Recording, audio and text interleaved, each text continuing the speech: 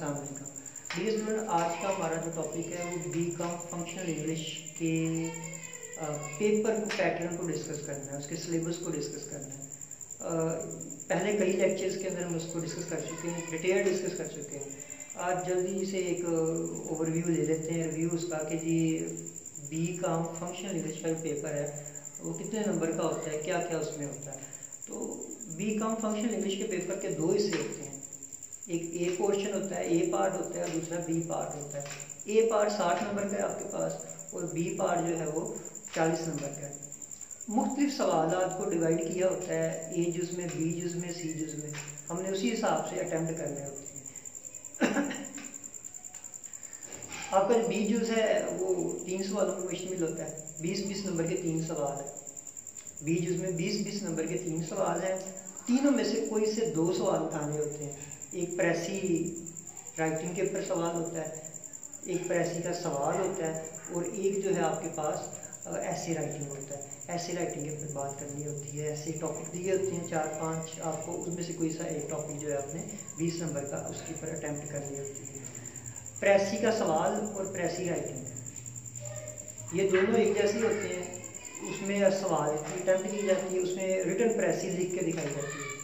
तो दोनों में से जो सा आपको इजी लगता है वो आपने करना है। यूँ बी पोर्शन में आपने 3 में से कोई से 2 जो हिस्से हैं वो हल करने हैं, 2 सवाल हल करने हैं। ए पोर्शन में आ जाते हैं तो वो ए पोर्शन में 5 सवाल दिए होंगे आपके पास।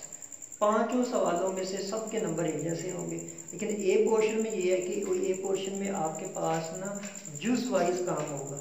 एक जुज़ यानी एक सवाल है तो उसमें 3 जुज़, पहला सवाल है तो उसमें 2 जुज़ होंगे, ए जुज़ और बी जुज़, 10-10 नंबर के 2 जुज़ होंगे। इस तरह दूसरा सवाल है उसमें 3 जुज़ होंगे, जुज़ ए जुज़ बी जुज़ सी। इस तरह तीसरा सवाल है उसमें भी 3 जुज़ होंगे। इस तरह चौथा सवाल है उसमें भी 3 जुज़ होंगे। 5वां सवाल है उसमें भी 3 या 2 जुज़ होंगे। तो इन 5 सवालों में से कोई से आपने 3 करने हैं, यानी ए पोर्शन में से, ए पार्ट में से, सेक्शन 1 में से आपने 5 में से 3 सवाल करने हैं, और सेक्शन बी में से आपने 3 में से 2 सवाल करने हैं। अब पोर्शन 1 जो है उसमें थोड़ी सी प्रॉब्लम आ जाती है। बच्चे जो है ना पेपर करते हुए जो है ना काफ़ी ज़्यादा पेपर ख़राब कर देते हैं। वो किस रेफरेंस से करते हैं, वो इस लिहाज से करते हैं कि मैंने अभी बोला ना कि जुज़ होते हैं। आपका पहला सवाल है उसके 2 जुज़ हैं, दूसरा सवाल उसके 3 जुज़ है, तीसरा सवाल उसके 3 जुज़ है, चौथा सवाल है उसके 3 जुज़ है, 5वां सवाल है उसके 3 जुज़ है या 2 जुज़ है। तो आपने जो सा सवाल करना है उस सवाल के सारे जुज़ करने हैं। ये नहीं होगा कि जी आपने दूसरा सवाल किया उसके 2 जुज़ कर दिए और तीसरे सवाल का एक जुज़ आता है, आपने वो वाला जुज़ जो है लगा के इधर इसके 3 जुज़ पूरे कर दिए। नहीं, ऐसा नहीं होगा। जो सा सवाल करेंगे उसके ही तीनों जुज़ करने हैं आपने। अगर आपने पहला सवाल किया उसका एक जुज़ किया है और दूसरा जुज़ उसमें नहीं करते, ए जुज़ कर दिया, बी नहीं करते हो, तो आपका वो एक सवाल ही होगा, पूरा कंप्लीट हो जाएगा। उसके साथ दूसरा जुज़ अगर लगाते हो तो वो दूसरा सवाल बनेगा, उस जुज़ को नहीं अटैच किया जाएगा। लिहाजा इस चीज़ का बच्चों ने ख्याल रखना होता है। जो न्यू कमर होते हैं, खासतौर से वो तालिब इल्म जो टेस्ट नहीं देते हैं, टेस्ट सेशन में से सही प्रॉपरली गुजरते नहीं हैं, उनके लिए बड़ी प्रॉब्लम आती है कि वो एक सवाल पकड़ते हैं, उसके 2 जुज़ उन्हें आते होते हैं तो वो 2 जुज़ बड़े अच्छे कर देते हैं, और तीसरा जुज़ नहीं आता होता तो आप वो क्या करते हो, तीसरा जो सी जुज़ है वो किसी और सवाल का उठा के ला के उसे पूरा करते हैं। नहीं, ऐसा नहीं होगा। आपने उसके 2 जुज़ आते हैं, बस 2 जुज़ ही कर रहे हैं, अब कितने सवाल होगा। तीसरा जुज़ जो है वो नहीं आता है तो करें, नहीं आता तो फिर छोड़ दें आप, फिर दूसरे सवाल को पकड़ें, उसके जितने जुज़ आते हैं वो करें।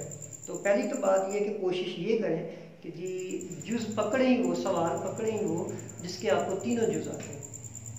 पहली बात जो है, अच्छी बात यही है कि सवाल करते हुए आपने सवाल ही उसी को पकड़ना है। पहले पेपर पढ़ें, सवाल ही उसी को पकड़ें जिसके तीनों जुज़ आते हैं। तीनों जुज़ नहीं आते, 2 जुज़ आते हैं, लेकिन तीसरे में है आपको कि आप कुछ ना कुछ कर लोगे, अपने सवाल को उठाएं। पहले वो सवाल करें, फिर बाद में जो नहीं आते जुज़ जिसके उनको अटैम्प्ट करें। 3 सवाल आपने करने होते इधर से, 2 सवाल उधर से। 60 नंबर का ए जुज़ है, ए पार्ट है, और 40 नंबर का आपका बी पोर्शन। तो ए पार्ट जो है वो ज़्यादातर जिसे कहते हैं वो सारा के सारा सब्जेक्टिव टाइप ही है। ज़्यादातर जो सब्जेक्टिव टाइप ही है कि आपको सीखा हुआ जो है टाइम पे आपने पेश करना है। तो ये जो बी पार्ट है ये भी तकरीबन थारोली सब्जेक्टिव वाइज है, सारा सब्जेक्टिव टाइप है।